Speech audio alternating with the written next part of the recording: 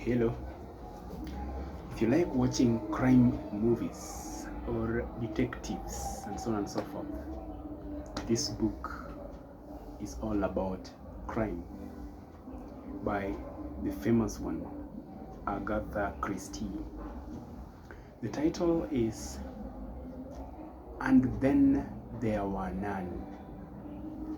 And Then There Were None, Agatha Christie. It began with 10 strangers. Each one of them received an unexpected invitation to spend time on Soldier Island, a secluded estate off the Devon coast. The letters promised work, leisure, or reunion, and each guest had their own reason for accepting. None of them knew the host personally, but the allure of the island was irresistible. The group was a curious mix: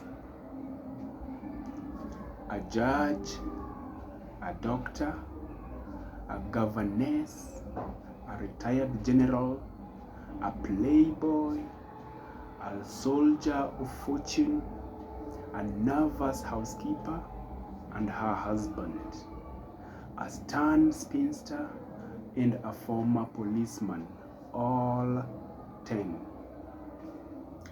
They arrived by boat, greeted by the servants, Mr. and Mrs.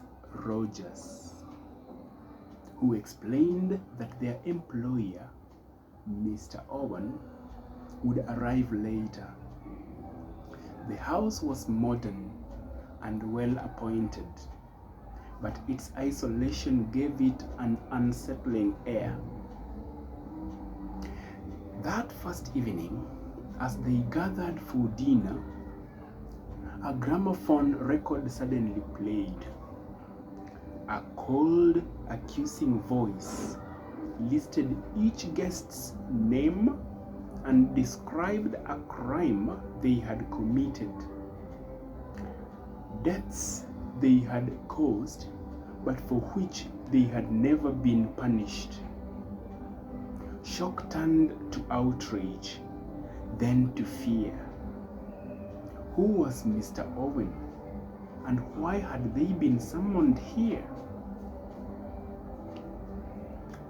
In the dining room hung a framed nursery rhyme, 10 little soldiers. On the table sat 10 small figurines. The rhyme described how each soldier would die, one by one. At first, the guests dismissed it as a cruel joke. But then the rhyme began to come true. The first to die was Anthony Marston, a reckless young man who laughed off the accusations against him. He drank a toast and collapsed, poisoned. One figurine vanished. That night, Mrs. Rogers never woke from her sleep, her death attributed to an overdose. Another figurine gone. Fear spread quickly. General MacArthur was found dead by the sea, struck down while sitting alone. The survivors realized the killer was amongst them. They locked doors, searched rooms, accused one another, but the murders continued. Mr. Rogers was killed while chopping wood. Emily Brent, the stern spinster, was found dead with a syringe mark on her neck. Justin Wargrave, the judge, appeared to be shot while sitting in a chair. The group dwindled further. Dr. Armstrong vanished. His body later discovered washed ashore. Blow, the ex-policeman, was crushed by a heavy block. Finally, only Vera Clayton, the governess, and Philip Lombard, the soldier of fortune, remained. Vera convinced Lombard was the killer. Because of this, Vera shot Lombard. Alone at last, she returned to the house, exhausted and haunted. There, she found a noose prepared in her room.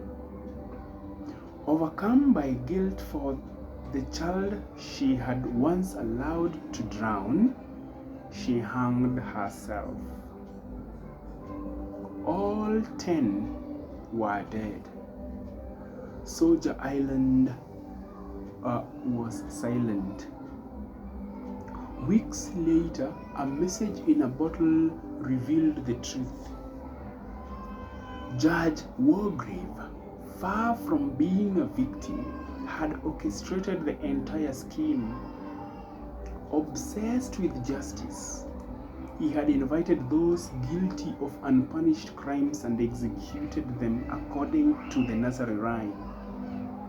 He staged his own death mid-story to deflect suspicion, then completed the plan before taking his own life.